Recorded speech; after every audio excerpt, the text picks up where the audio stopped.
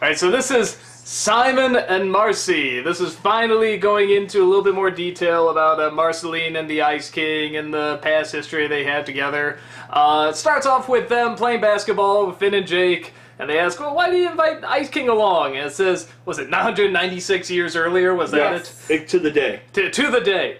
And they go there and we see that it's obviously right after the apocalypse, and there's some sort of, it's not zombies, it's more jelly donuts with the jelly coming out of their eyes creatures going around.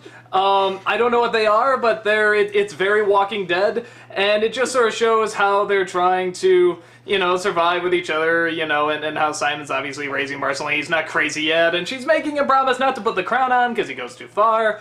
And by the end, he hasn't totally succumbed yet. He's still Simon, and he's afraid to put it back on, but, he still seems to be himself. And then the Ice King makes, like, 1 million goals with his basketball, because that's all that matters to him now. I just want to say this really quickly. Do not get excited, people. Go on. What? Go on. What? Go on. Okay. Honestly, I thought this episode delivered just what I expected, and that kind of let me down. That's exactly why I said don't get excited. I was actually, I think because it's not bad. Again, it's sort of like those episodes before. There's nothing wrong with it. It's not bad. It's just, man, leaving it more to your imagination what they went through and him slowly falling apart, to have this be what they deliver. Like I said, it's sort of every apocalyptic zombie survival movie, show, comic, whatever that you see, and, except just with these characters. And to me, it felt like decent, average, it felt like average fan fiction. Is sort of what it felt like. And I guess I was really expecting something just, like, totally different until I, wow, what is the story? What is it? And it's sort of exactly what I thought it was going to be, and that's not bad, but for a show that's really so good at just surprising the hell out of me, I thought it was just alright. That's why I said don't get excited, people. Yikes. No, this, I will say, this is the one that actually got me teary-eyed. Did it? And I'll tell you why. For me, it's you're saying he was okay at the end. He wasn't, though. Because remember, because he puts the crown on and he calls Marceline Gunther already. Yeah, actually, that was the saddest scene to me, actually. But at the end, when you notice he's coming down, his glasses are off. He doesn't even attempt to pick them up. And he goes in to hug her and, says, you're finally getting better. And she's like, I love you, Simon. And he goes, I love you too, Gunther. Oh, okay. Oh, you know what? I actually missed that. So he actually says Gunther at the end. Yeah. He does. Showing okay, with that the crown he has off. finally gone past that point. Okay. That really hit me. Plus, for me, it was also...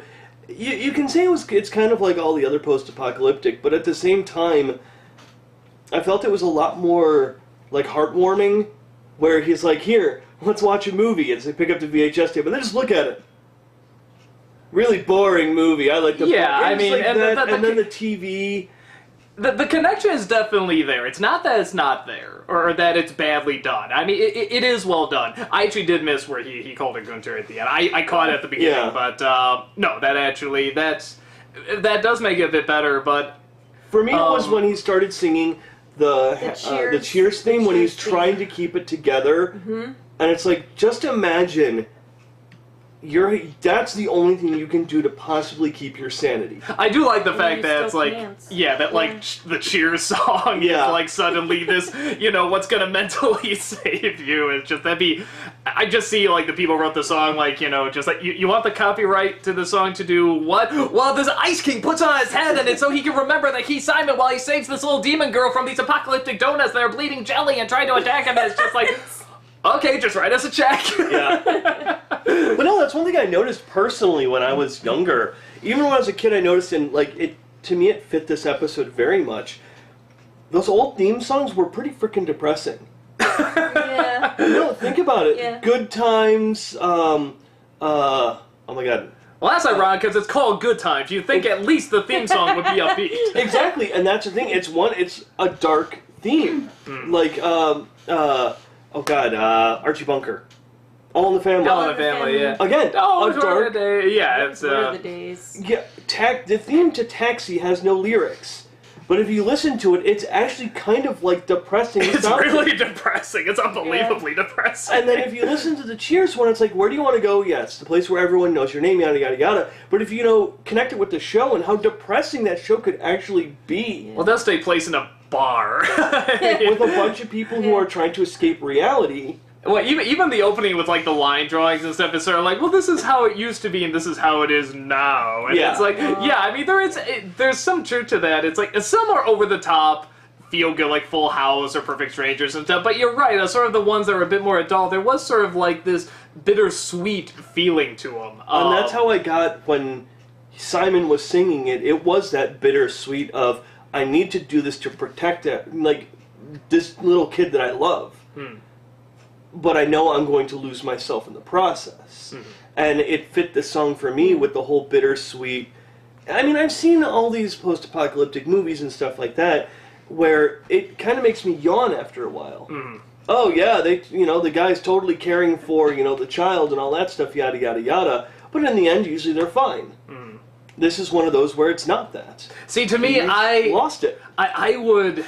I mean, it's nice seeing that... And maybe it'll come up in another episode... I want to see what happens after he calls her Gunter, or whatever. It's like, that is like, okay, that's going to be the new stuff, and that's going to be the really fascinating stuff, but, before that, it's sort of like you said, sort of the typical apocalyptic story, but, like I said, I do like the Gunter. The first time he calls her Gunter, I just felt uneasy. I was just like, ugh. Yeah. I mean, there was sort of, and that's the one moment where I was like, yeah, that was... that matches sort of the uncomfortableness of the I Remember You episode. Yeah. And the fact, I can't believe I missed that at the end, but I mean... that was one of the best parts, too. Yeah. Because it was just like, oh. Yeah. But that's just as depressing and just as good. It's like, so, I mean, I guess you can say that sort of bookends it for me, and I want to emphasize again, it's not bad. It's really not, because the connection is there. And clearly they work off each other. Seriously, don't take it out on us. Well, what did you think? Well, I mean, you guys pretty much said it all. You took care of business. Well, wait. We had like a difference of opinion, so how can we have said it all? No, you guys said it. I mean, I am more with Jason. This really bothered me a lot, actually. I mean, you're right in a sense. It hits everything that you would expect. Including the clambulance. Well, everyone saw the clambulance coming. Mile away. I saw that from episode 1, the clambulance. I mean, obviously. By the time they got to it. Go on. I mean, you have a good point with that, but at the same time, for me, I guess, I got all worked up and sucked in that I wasn't just looking at it as, okay, there's this episode, this is what's happening. It was more like, oh, Jesus Christ, Marcy and Simon. And seeing the way, it was really nice and sad, but really nice to see, because you got that sense that they're connected, and obviously we know Simon took care of Marcy when she was little, and that's why she's connected to him, blah, blah, blah. But seeing it happen is different than just knowing it automatically. You see the little things that he did for her. I mean, silly things, I mean, even just, well, she doesn't want to be picked up, but he wants to carry her because she's sick, and he's all like, I'm old, I'm like a bajillion years old, and I would totally do it if someone offered to pick me up. Like, he's just doing all these great, nice things, and he's doing like the proper parental things, actually. And Jason's absolutely right too. It's so bittersweet because you kind of feel, you see and you feel, he knows he shouldn't put it on. He promised her. It's heartbreaking because he does. He looks right before he puts it on at the end. He has no choice. What is he going to do? You can't fight them off. But then you're breaking your promise to this little girl. What do? How do you work it? Either way, her heart is broken. Either she's going to get hurt, or you break your promise to her and probably lose her but you'll know she's safe. It's Well, I don't even... such a heavy... I was going to say, I don't even think it's a matter of getting her. I think it's a matter of, like, they would both die. You know, I mean, just they would be lost to these donut people. Yeah. You know, so, I mean, yeah, there's just absolutely no way out of it. You know, and like I said, it's all fine. I really do want to emphasize that. I mean, it really is fine. You know what it is, though? Like, best example I can think of is when I saw Batman Begins. When they were talking about Batman Begins, I was saying, I don't want to know what happened to Bruce Wayne after the parents were shot. Come on, leave it to the imagination. Don't ruin it. Come on, leave it. But what happened, I thought, had so many twists and turns and sort of different elements. It's like, what's he doing in Alaska? What, he's a ninja now? He's straight these men. And it's like, but what's really fascinating, and I got really into it, and I love it when something takes something that I think is going to go one direction, not only takes it in a different direction, but makes it better. And, you know, for me, I was sort of like, okay, that sort of won me over. And with this, I sort of felt like, you know, I think just sort of what, like, the unknown I felt was better in this case. At least in this episode. I want to just say this really quickly, and it sounds incredibly bizarre when I say it this way, and I'm aware that it sounds bizarre. Batman is... I've never been a huge fan of Batman to begin with, okay? You know I haven't. Batman Begins I actually enjoyed, though. It's one of the few that I did enjoy. But I guess Batman Begins took it... Hear me out before you comment. Just say it! Oh, Batman Lord. Begins almost took it more from a fantasy standpoint.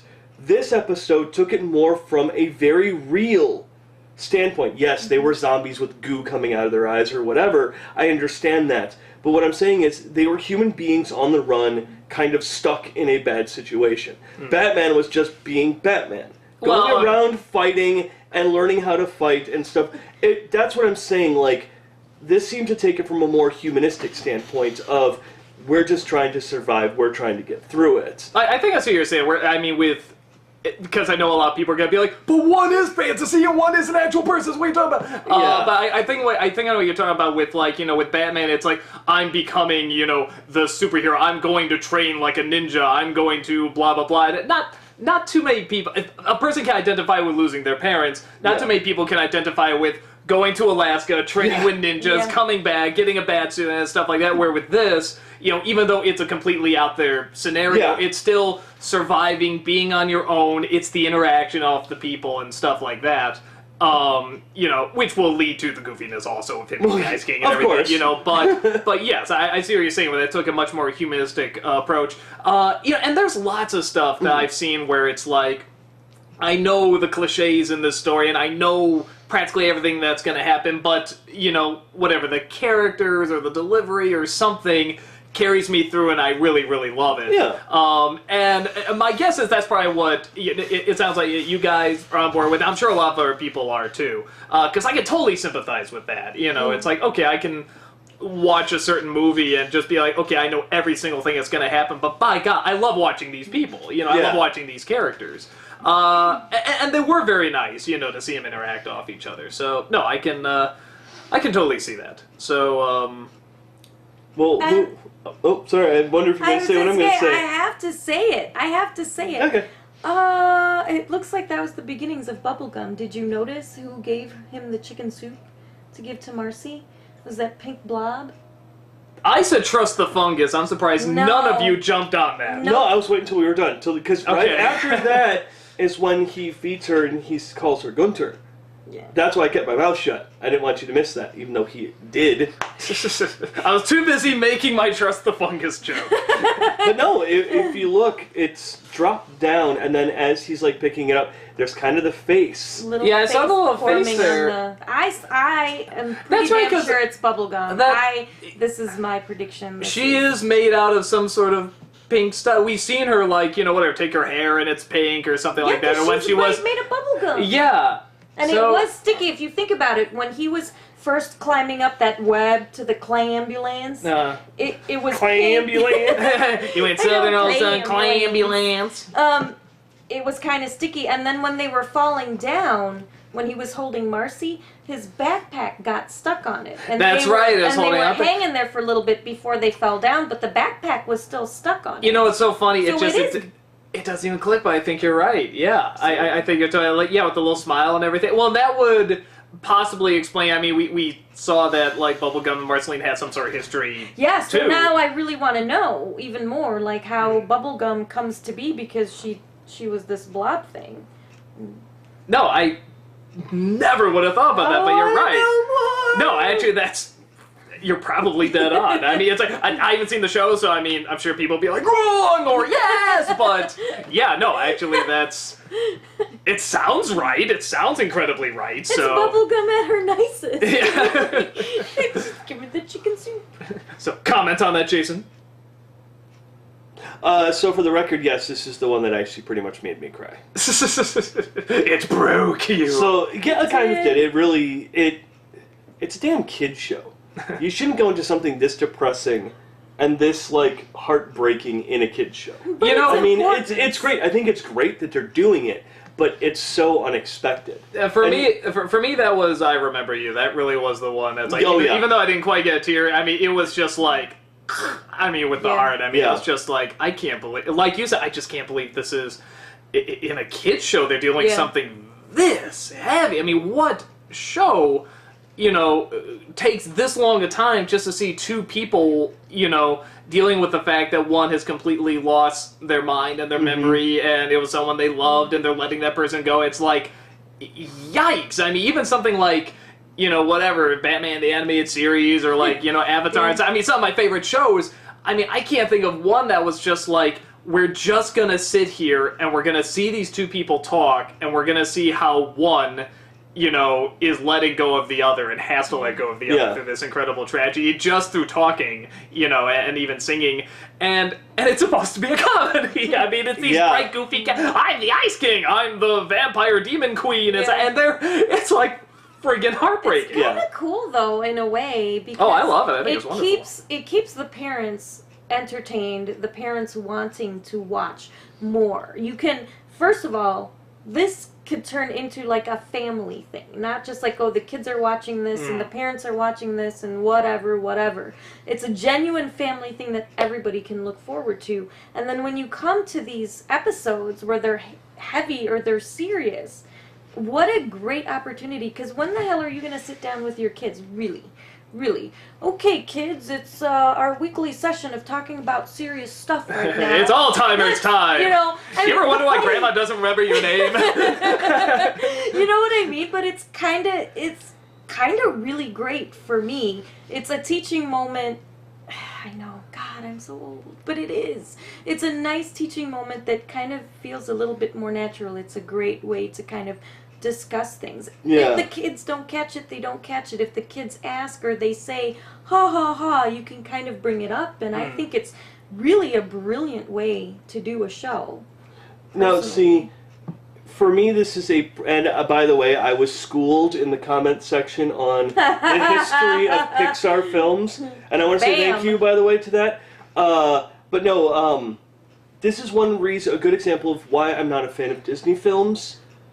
Disney has the kid humor and it has the adult humor, but they're at such like polar opposites.